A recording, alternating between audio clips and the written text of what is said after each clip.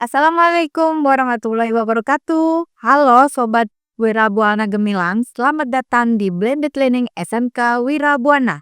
Bersama saya dengan Ibu Dia Sylvia Ningrum, Sarjana Pendidikan, mengampu mata pelajaran pendidikan Pancasila. Tujuan pembelajaran kali ini adalah peserta didik diharapkan mampu memahami materi tentang kekuatan bangsa dan negara Indonesia. Yang kedua, peserta didik diharapkan mampu menganalisis peluang-peluang bangsa dan negara Indonesia. Materi yang pertama yang akan Ibu sampaikan di sini adalah tentang kekuatan bangsa dan negara Indonesia. Kita adalah bangsa dan negara yang besar, baik secara kuantitas maupun secara kualitas. Bangsa dan negara Indonesia memiliki banyak sekali kekuatan di mana kamu dapat menggali lebih dalam. Berikut ini beberapa kekuatan bangsa dan negara Indonesia. Tentunya kalian dapat menambah daftar lain yang merupakan kekuatan bangsa dan negara Indonesia. Yang pertama untuk kekuatan bangsa dan negara Indonesia adalah Pancasila.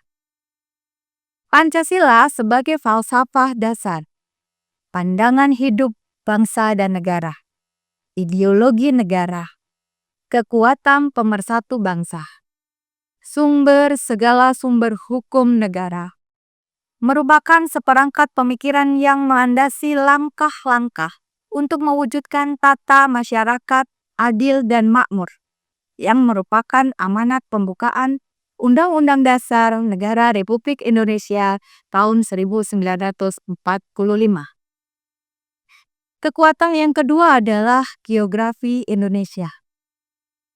Indonesia adalah negara besar, di mana Indonesia memiliki wilayah negara yang luas, berupa daratan dan lautan. Indonesia merupakan negara kepulauan terbesar di dunia, yang terdiri atas 17.000 pulau. Indonesia juga merupakan negara maritim terbesar di dunia dengan perairan seluas 93.000 km persegi dan panjang pantai sekitar 81.000 km persegi atau hampir 25% panjang pantai di dunia.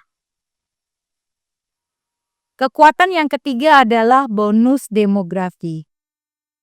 Indonesia memiliki warga negara atau penduduk yang cukup besar, yaitu sekitar 270 lebih juta jiwa. Hal ini menunjukkan peringkat nomor 4 di dunia setelah Cina, India, dan Amerika Serikat. Diperkirakan hingga menjelang tahun 2040, jumlah penduduk usia 15-64 tahun meningkat baik dibandingkan dengan penduduk usia anak, yaitu antara 0-18 tahun, maupun penduduk usia tua, yaitu di atas 65 tahun. Kekuatan yang keempat adalah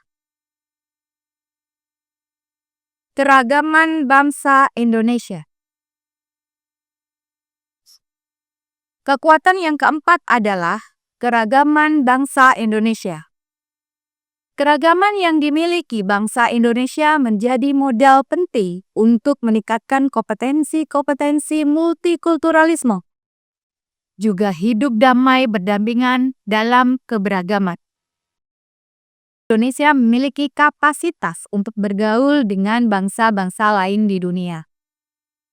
Selain itu, keberagaman bangsa Indonesia menjadi kekuatan penting karena setiap bangsa memiliki keunggulan masing-masing, sehingga dimungkinkan dapat bekerja sama satu sama lain. Kekuatan yang kelima adalah sumber daya alam. Indonesia memiliki sumber daya alam yang luar biasa, di mana Indonesia adalah pengekspor terbesar kayu lapis, yaitu sekitar 80% di pasar dunia. Indonesia mempunyai cadangan sumber energi minyak yang berlimpah. Indonesia juga mempunyai cadangan sumber energi batu bara terbesar di dunia. Indonesia memiliki hutan tropis terbesar di dunia.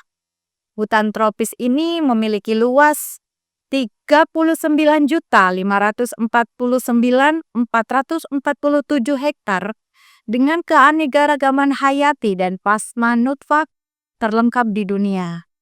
Letaknya yaitu di Pulau Sumatera dan Kalimantan. Indonesia juga mempunyai cadangan emas, tembaga, aspal, biji besi, dan bahan tambang lainnya yang luar biasa banyaknya. Kekuatan yang keenam adalah kekuatan militer Indonesia. Indonesia memiliki kekuatan militer yang cukup disegani di dunia. Berdasarkan data Global Firepower 2017, peringkat militer Indonesia yaitu 0,3347, menempati posisi nomor 1 di ASEAN dan nomor 14 di dunia dari 133 negara. Indonesia juga mencapai peringkat dunia 5 besar untuk indikator potensi lokasi negara, yaitu di peringkat kedua. Untuk sumber daya manusia menempati peringkat ketiga, dan sumber daya logistik menempati peringkat keempat. Setelah penjelasan tentang kekuatan bangsa dan negara, Ibu juga akan menjelaskan tentang yang kedua adalah peluang bangsa dan negara Indonesia. Indonesia memiliki berbagai peluang dalam kehidupan global. Di antaranya berbagai peluang itu adalah sebagai berikut. Yang pertama adalah Indonesia berpotensi untuk menjadi kekuatan ekonomi ketujuh di dunia pada tahun 2030. Peluang yang kedua, kemajuan ilmu pengetahuan dan teknologi, terutama teknologi informasi, akan memberikan dampak positif bagi masyarakat Indonesia, yaitu terbukanya wawasan masyarakat Indonesia terhadap ilmu pengetahuan dan keterampilan, sehingga dapat bersaing di kancah global. Peluang yang ketiga adalah sumber daya alam yang melimpah yang dimiliki Indonesia. Di sini menjadi daya tarik bagi masuknya berbagai investasi ke Indonesia. Hal tersebut akan membantu tumbuhnya perekonomian Indonesia. Peluang keempat adalah keberagaman budaya dan kekayaan tempat wisata yang dimiliki Indonesia. Ini akan menjadi daya tarik bagi wisatawan mancanegara untuk datang ke Indonesia. Hal tersebut akan turut membantu juga dalam bidang perekonomian di Indonesia.